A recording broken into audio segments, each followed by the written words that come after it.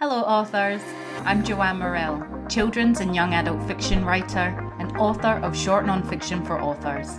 Thanks for joining me for the Hybrid Author podcast, sharing interviews from industry professionals to help you forge a career as a hybrid author, both independently and traditionally publishing your books. You can get the show notes for each episode and sign up for your free author pass over at the Hybrid Author website to discover your writing process, get tips on how to publish productively, and get comfortable promoting your books at www.hybridauthor.com.au. Let's crack on with the episode.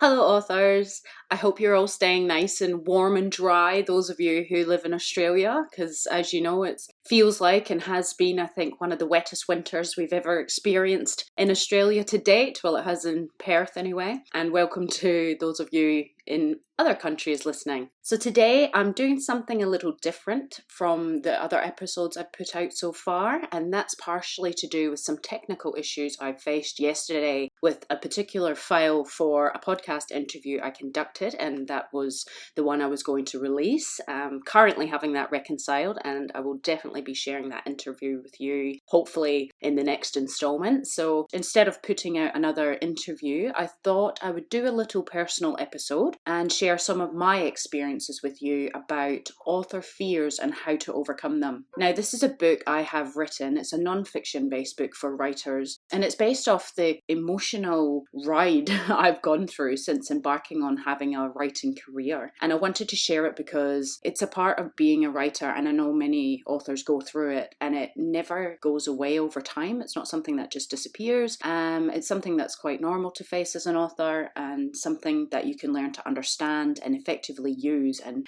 even turn it into something good to fuel your creative endeavours. The specific chapters of the book I'm going to touch upon are the bits about my personal experience and on topics such as confidence fears, specifically calling yourself an author, calling yourself a writer, being judged by others, so putting yourself and your work out there for others to form an opinion or judge you on, wasting time in an unknown future. Writing a book takes time, so what are you receiving for that time? Being rejected by publishers, your peers, and unsupportive people, which is the people around you who hold a negative view on your writing and author career, and they think, you're wasting your time, and it's really just touching upon that because that can be quite hard to deal with. So I hope some of what I talk about today resonates with you, and enjoy the episode.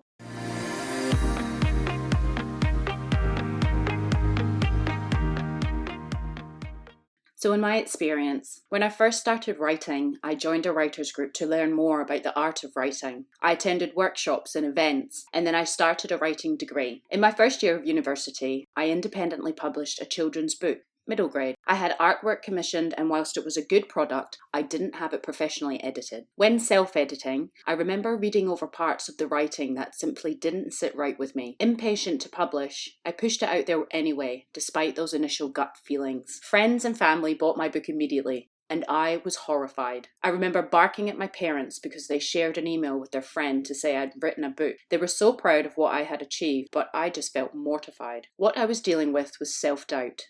I searched for answers to self-doubt and how to overcome it. I learned a great deal about self-doubt, and as a result, Author Fears was born. When you've achieved something as big as having written and published a novel, telling people who are eager to know about it, "Oh, it's crap, don't buy it," is counterproductive. This is how I handled questions about my book, very negatively. I was shy and I couldn't get behind my work because I had major self-doubt, worrying about what people thought of me in my writing. It's a tough thing putting yourself out there for others to judge, and so I've included a section devoted entirely to self-doubt. The lessons I learned from publishing that middle grade book early on have been invaluable to me in my career to date. I'm grateful I accomplished it, and even though I experienced crippling fear, I learned some pretty valuable lessons as well. These being, I will always have my work professionally edited. Even if especially if something doesn't sit right with my gut, I will rewrite it and rewrite it again until it does. To be proud of my achievements and not to be too hard on myself. I've taken great care with each of my novels ever since publishing this middle grade book, so I can be confident and positive when asked about them. I do this by ensuring every element of my work is the best it can be, and this all comes with experience. The main reason I decided to write author fears and how to overcome them is because of the many invisible and unpredictable feelings that arise in writing that novice writers generally aren't aware of until it happens to them, and it just comes out of nowhere sometimes. I wanted to write these fears and write about possible outcomes to overcome them because, as many of you know, or many of you will know, as your writing career progresses, different fears arise over time. So I'm hoping this book will prepare you in some way for the possibility of these fears invading your writing space and offer up tips on how you might go about dealing with them and effectively telling them to bugger off. Much of the author fears book cross-sections into one another, so I've divided up the chapters in the book into areas where I feel that the fears dominate the most. So as I said, we'll be touching on a couple of those. The first one being confidence fears. So confidence fears, the author fear here is what I'm talking about, is calling yourself an author or calling yourself a writer. The meaning of that is this is a name given to someone by right of attainment. If you're new to this, it can feel very uncomfortable in the beginning to call yourself an author or a writer. So how people can kind of get comfortable with this is you can add an adjective and call yourself aspiring. And that gives people an understanding that you're working on being an author. And it might make you feel a bit more comfortable to then drop it eventually to say, I'm an author. I am a writer. You are a writer if you write for a living. You are an author if you have written a work. It doesn't matter who has seen this work or who has bought it. You wrote the words, therefore you are the author. Writing a book, as many of you know or are about to embark on finding out, writing a book, it's no mean feat. It's a lot of hard work. It's something to be proud of. So remember to own these titles. Own them after you feel comfortable too, because they're a representation of all the hard work you've put in to become what these titles they mean. Next up is being judged by others. So the author fear here is being judged by others, putting yourself out there to be judged upon. Judged means to form a judgment or opinion. And the tips I offer up in the book to overcome this fear, briefly talk about in a couple of other sections. But unfortunately, if you want to be a writer, you want to be an author, this fear, being judged by others, is unavoidable in the business and in any creative outlet for that matter. Your work is created and you put it out there to be, if that's what you're going to do, of course, put it out there to be perceived by the public. So people who engage with your work will ultimately form an opinion, and these judgments can be good or bad, or they could be both. And you need to learn to be fine with that, because that's what comes with the territory of being a writer and an author, is putting yourself out there for others to judge. And I think we need to understand that not everybody's going to love our work, not everybody's going to like it. Everybody has different tastes, and that's what makes for an interesting discussion, and I think that we need to appreciate that. Some of the fears I feel about putting out this episode is, what if, people think I sound stupid, don't know what I'm talking about, worried about what people will say about it, all sorts of things. But I'm going to put it out there and maybe it will resonate with people. I followed a conversation thread on Twitter, I think this was quite a few years back, and it was with a rather well-known young adult author, and they had received a review of their novel from an adult who had dubbed the book too juvenile. And this annoyed the author, as the book was and is aimed at a younger audience. So their concern was the review might deter from younger readers wanting to read it, as the book had added and deemed it juvenile. So therefore a young person might think, well, I'm not juvenile, so I'm not going to read it. I think what we need to remember here in that instance is that sometimes you will be judged unfairly, and not necessarily by your target audience, the people who you wrote the book for effectively, but just expect to be judged when you put your work out there and embrace the judgments. Work through them and move on, and just keep writing. Write some more. And remember that everybody has their own opinion. Everyone has different tastes, and they'll always keep writing. Even this little personal episode, someone's going to say, well, they'll have an opinion about it. They maybe didn't like it as much as what they like the past episodes I've done with interviews with other people, but that's okay. Wasting time in an unknown future. So the author fear here is future. You're worried about that the future's unknown and you're wasting time. So this effectively is uncertain, which means not clearly or just precisely determined, indefinite unknown. So writing a book takes time, and it takes effort and dedication and buckets of hard work. And depending on what outcome you are hoping to achieve, let's take a look at this from a professional avenue, because I'd say most people listening to the podcast are looking to have a professional author career in their future. So it's your time in exchange for an uncertain future as an author. I guess you need to be asking yourself whether is this writing, being an author, worth your time and effort. As many authors mention, the financial gains are not worth the return on investment, ROI, for the amount of work that they put in. The difference being they love the work, and this outweighs the financial rewards, so they do it anyway. I want to write books for a living, and I want to make money from that. So I consider authorship a career. I love it, but I'm not solely doing it because I love it. It is hard work, and it's more than just a hobby. But it's what I want to do with my time 24/7. And to do that, I have to earn a living from it. So it may be 10 books, 20 books down the track before I'm earning the type of income I require to financially support my family, which is one of my goals. But I'm in this for as long as it takes because this is what I know I want to do with my life. So the tip I offer up in the book is that when you're starting out as a writer, the future can feel quite uncertain in the beginning, but it won't feel that way forever once you have a clear understanding of what it is you want to achieve, what it is you're going to do, and if you just stick with it and keep writing. There are many individuals out there earning a fabulous living from their writing, and you can definitely be one of them. Being rejected.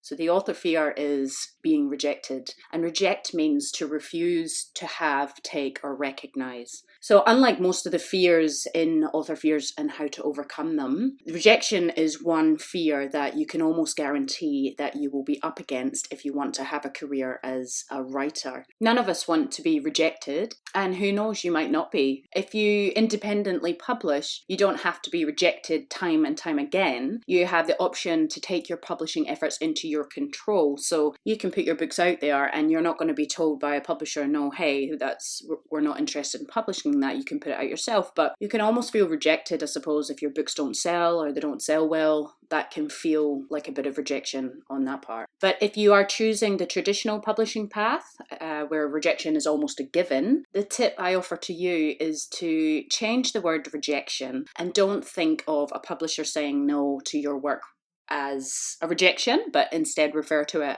as a not at this time, because it's very easy for us to take rejection to heart, and some of us can even think our work is rubbish or we're not good enough, and we really take it personally. But in reality, publishers receive a massive number of manuscripts each week. This industry is fierce, it's competitive, which shouldn't deter you by any means. It should fuel you to go after what you want harder and faster than ever before. Publishers only have a certain number of books that they can accept in a particular genre. So they also have to look after the author list they have already established. So the authors they already have working for them as well. So it would do us well to remember a rejection from a publisher could be because your story is too similar to something they've just produced and it isn't quite ready for them to take on another work like that. They also have to look at your manuscript as a whole and consider how much work your book needs, editing wise, and whether they have enough time in their schedule to produce it. I have heard from a publisher before on a publisher panel, and that was something that she had said.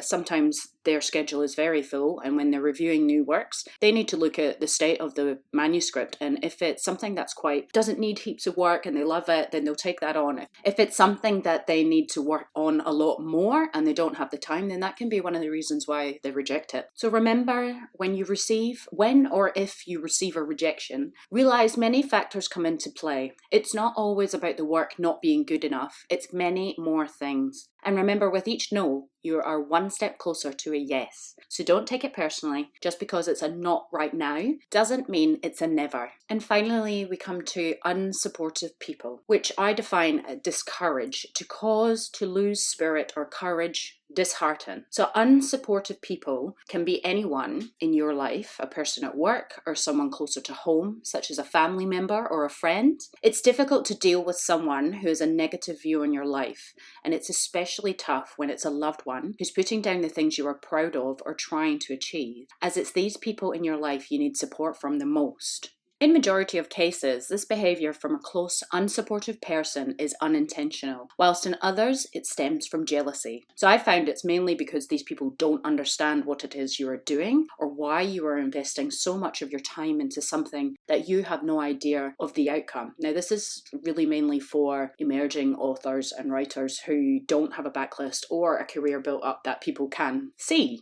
That's why they're doing it, because they love it and they've sold many books or something. So these unsupported people, they may not be creative themselves, and therefore they don't understand what it takes to produce a work, the time, the effort, the craziness, the emotional roller coaster, and above all, the love and fulfillment for what we do.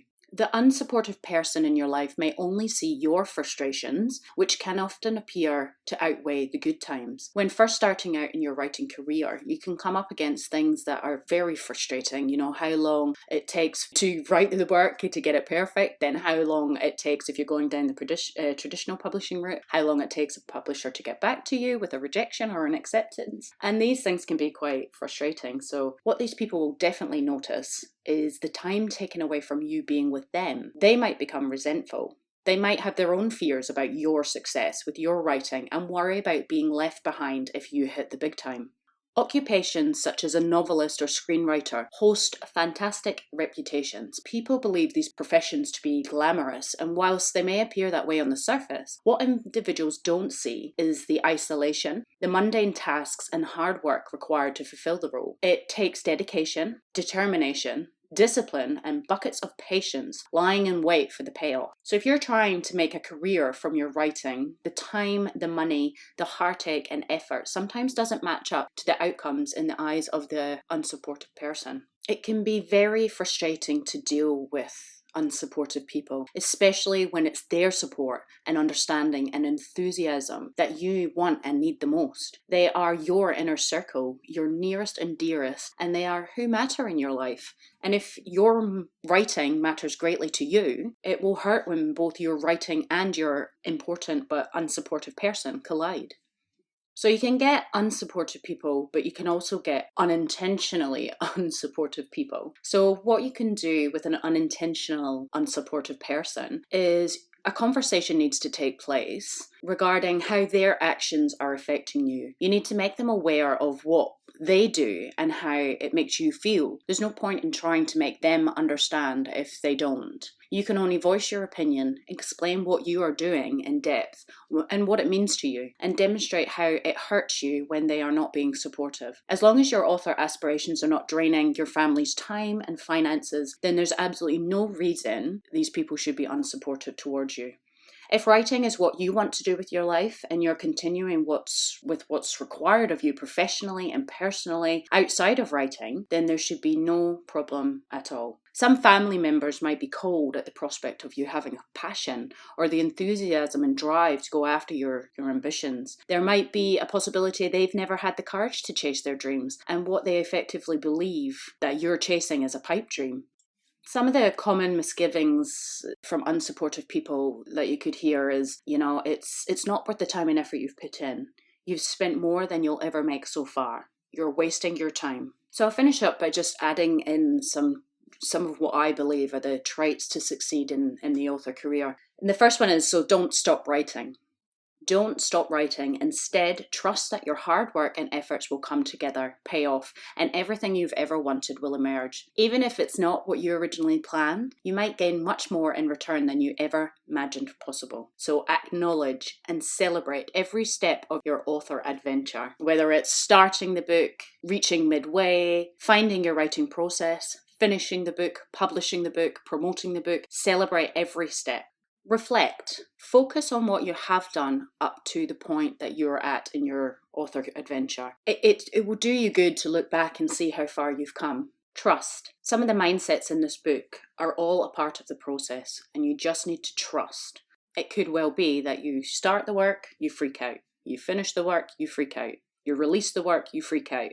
You repeat the process and freak out. End of story. In the face of fear, just trust. Your books will all come together in the end, because they do. So how many times have you said to yourself that your writing's crap, or you've shied away from calling yourself an author? Take comfort in knowing your author fears are valid, and that other writers feel the same way you do, but are not letting fear stop them from putting themselves out there. We're all feeling this fear, but we're doing what we love anyway, and you can too. What's hard is that a lot of writers develop the kind of fears that I talk about in Author Fears and How to Overcome Them, and then they use them as reasons not to advance in their writing career. So the book touches upon confidence fears, comparisonitis, exposing yourself, if your life will change, lacking motivation, feeling like a fraud, inadequacy, being judged by others, looking stupid, and you will never make it as an author. It also touches upon genre fears. So if you write in a specific area, children's fiction, historical fiction, horror, memoir, nonfiction, romance, and some of the fears people have when they write for these genres. Craft fears, criticism, defamation, my book is too short, lack of talent, originality, plagiarism, being rejected, which we touched on, running out of ideas, self-publishing snobbery. I write a little bit about mental health in writers as someone who struggles with anxiety in the past, and a touch of depression, physical fears, money, unsupportive people, responsibilities, and time. So I hope that you got something out of this episode. If you did, you can leave me a review on whichever platform you listen to, and I will definitely have that other interview ready for you next week.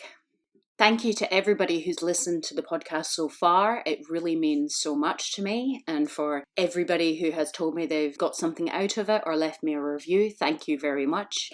So for the month of August, I'm giving away a free Author Fears and How to Overcome Them ebook in exchange for a review left on Amazon. So if that's something you would like to be a part of, then please email me, Joanne at hybridauthor.com.au, and I will forward you your free Author Fears and How to Overcome Them ebook in exchange for a small review. It doesn't have to be anything big, a couple of sentences to say how you found the book, if it was useful to your author adventure, or if there was things that you didn't like about it. That would be amazing. Thank you. That's the end for now, authors. I hope you are further forward in your author adventure after listening, and I hope you'll listen next time. Remember to head on over to the Hybrid Author website at www.hybridauthor.com.au to get your free author pass. It's bye for now.